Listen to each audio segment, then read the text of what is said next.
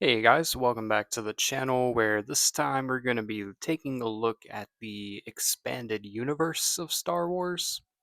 One of the coolest, most creative endeavors ever made for the Star Wars franchise, in my opinion. The expanded universe kind of started out back after the original trilogy. This was before the time of the prequels and all of the multimedia projects that would come from that. The expanded universe was a collection of Star Wars stories, characters, events, timelines that were contributed to by many great authors with video games, comic books, novels, and a lot of it centered around the post Return of the Jedi era. And I think throughout the years, with all of the contributions to the expanded universe, I think there is a lot of love for the characters and the stories that came from that. And there's a reason that the expanded universe is still so relevant today. Because I think that even though Disney came and basically rendered the entirety of the EU to be non canon, I think for a lot of people it is their canon and it is their Star Wars. These are characters and timelines and versions of events that we grew up with. I say we because, when I was young, the expanded universe was really in full force taking off. You had awesome stories like the Heir to the Empire series with Grand Admiral Thrawn. Long before he was introduced in canon, he was a staple character of the expanded universe, along with Mara Jade Skywalker. The children of Han and Leia and Luke.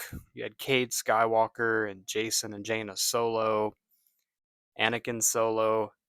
So many great characters and a legacy created by these writers that really took Star Wars in a unique and just awesome direction. I think a lot of the storylines of the EU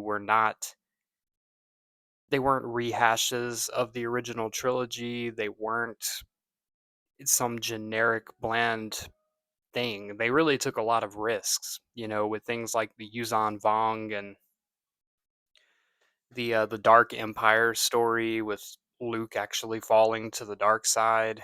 I mean, a lot of risks and a lot of payoffs because you follow characters that have a journey throughout the books or throughout the comics, and all of these characters had a finish line or had a destination.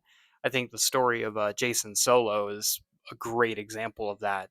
Where he ultimately becomes Darth Caedus, and his story is it diversifies from the Skywalker lineage of, with Anakin falling to the dark side because Jason's story is a lot more of just him questioning too much into the Force and this leading him to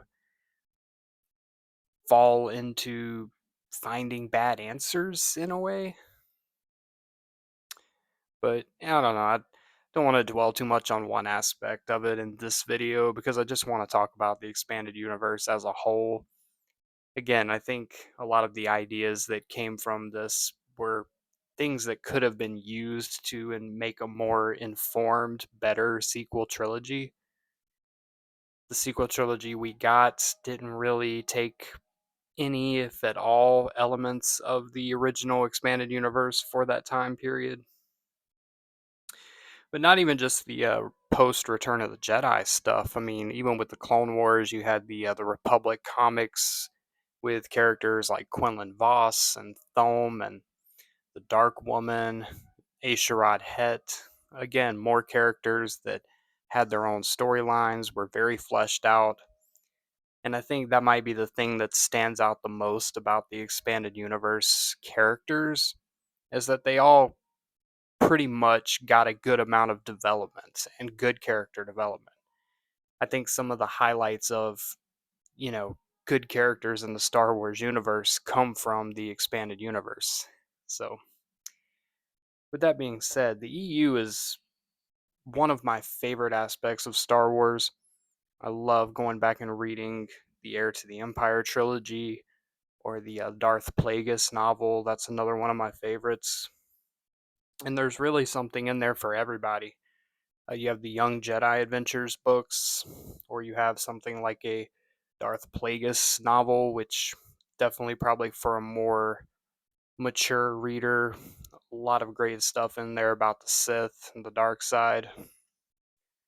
The Yuzan Vong, again, a very dark saga, but a great idea executed extraordinarily well. I'm not going to say that some of the stuff in the EU isn't a little bit goofy or some of the decisions were a little odd, but that's the charm of it. When you go back and look at the artwork and the character designs, there's just something classic and nostalgic about things from this time, especially the stuff from the late 90s and early 2000s of the expanded universe. It's really good stuff. Can't say enough good things about the many, many people who contributed works to creating this ever expanding multimedia project. And I think the fact that fans today are, love these characters, still really enjoy things like Shadows of the Empire and the Republic comics, all of the Thrawn material that has been done in the expanded universe. These are things that are really loved and appreciated by fans. And I think that definitely validates the work that all of these creators put into this massive project. Regardless of what Disney says about making it canon or uncanon, it is a part of Star Wars that will never really go away because there are always going to be people that love and appreciate what we got from the expanded universe. And I look forward to covering, a lot more of the individual content from that time period as well as characters. So stay tuned for that. But just want to make an appreciation video for what I feel is one of the most important and beautiful parts of Star Wars. So that's going to be all I got for you today. I appreciate you watching. If you liked the video, drop a like. You want to leave a comment about your favorite thing from the expanded universe? Leave a comment below and hit that subscribe button for more content. And as always, may the force be with you. Now let's blow up that like button and go home.